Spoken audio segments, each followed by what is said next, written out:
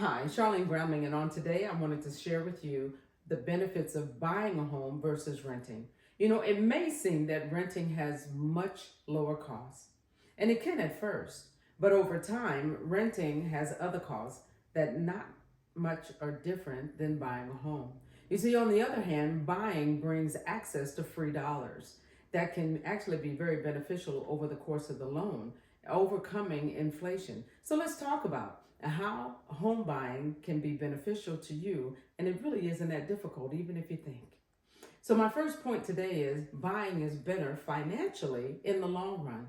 You see, many people believe that the cost to put down a down payment is way too much. They just get frustrated. But I want you to know that Time Magazine reported the average down payment in California this year is about $120,000. Holly Peters wrote an article in Time Magazine in 2024. She says, "What is the average down payment of a home?" I want you to know that here the Census Bureau also shows that the median home price, the median home income in California is about 92,000. That's what the census said, and that's from the report of 2023 from the U.S. Department of Commerce. But I just want you to know that if you were to rent a home in the state of California, it's a challenge. You still have to get money together. You got to pull together your down payment. So when you think about wanting to rent a property, you would probably have to come up with about $9,000 to move in. That's still a lot of money. And so what I'm trying to show you is even with you wanting to buy a home, there are programs that are available that what we call down payment assistance programs. And those programs can help you. I know they usually say the average price to put a down payment on a home is about $120,000 in California. But with the down payment assistance, we can actually show you how that price can actually be declined as far as to the point of about 21,000.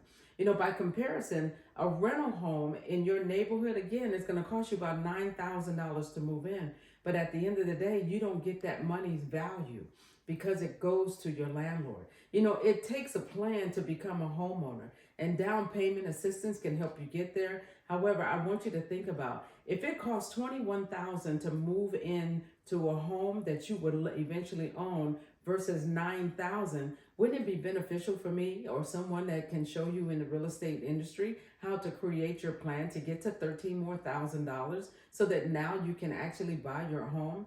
But look at it this way. You even pay that same amount if you wanted to buy a new car, wouldn't you? You wouldn't think about it twice. You would buy the new car. So my second point today is buying a home provides equity. Equity, yes. What does that sound like and what does that mean? Equity is like having a cup and putting it in over the faucet when you turn it on and you're filling it up with water. Over time, your home, over 30 years, will develop equity, which I call an opportunity for you to have a savings account. While you're in the mortgage process, financing that mortgage for 30 years, the data shows that you're able to pay off that mortgage sooner than 30 years if you want to.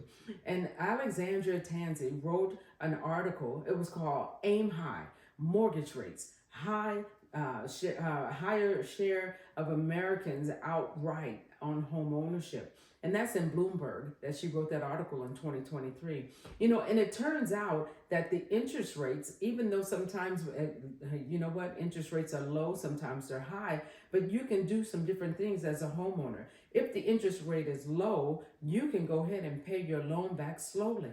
But if it's higher, you want to go ahead and try to pay an additional payment on there so that you can bring it down. But then there are other opportunities that you can do for your own inflation as paying that additional payment to lower your principal over time. Michael Roberts wrote an article in Knowledge of Wharton in 2023.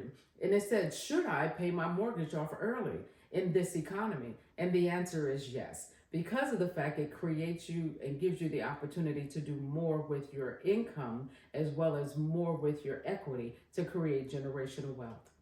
So great financial approaches to financing a 30-year mortgage. It's better for you in the long run. You can either pay it off early or based on economic conditions, you can allow it to just ride it out. I can tell you that it might seem frightening, to not knowing what and understanding what home equity is, but you will actually create your own savings account. You can navigate through the home process of owning that property, actually expanding your portfolio, because then you could actually buy more. My third point today is no one will maintain your home better than you. And the reason why I say that is because when I look over here, and I'll show you this screen, the slide, it shows you what happens when you're renting. As a renter, you're giving money to the landlord. As you're renting and you're doing more home improvements, the landlord is the one that's sitting back and smiling because you're creating a better value. The inexpensive opportunities of what you're doing as far as putting a little addition here and a little addition here. But what I'm trying to share with you is, why wouldn't you want to do that in your own home? Two of the most expensive items when you maintain, whether it be a renter or you're owning your home, are appliances, doing updates on your fixtures, and doing painting. But when you're renting, you're giving your renter, the landlord, the opportunity to get more value out of the house, so that when you're moving out, they're going to raise their rent. And then the other thing I wanted to share with you, your security deposit that you were actually giving to them, that's what they use to pay off for repairs, and they buy other appliances. So I also wanted to share that Rob Bonta, he wrote an article, he's a part of the Office of the Attorney General in 2024. He said, know your rights in the state of California about your security deposits so you don't lose them. And so landlords, again, they benefit from the reality that renters do a lot. They do improvements, they do changes, and they're the ones that gain on that. And Douglas McCarley, he talks about California, in the Department of California Real Estate, he shared that tenants need to know your rights about maintenance and costs so that you don't lose your money. So in conclusion, buying is better than renting, and the reason why I shared that with you today is because you're able to own your home and have security.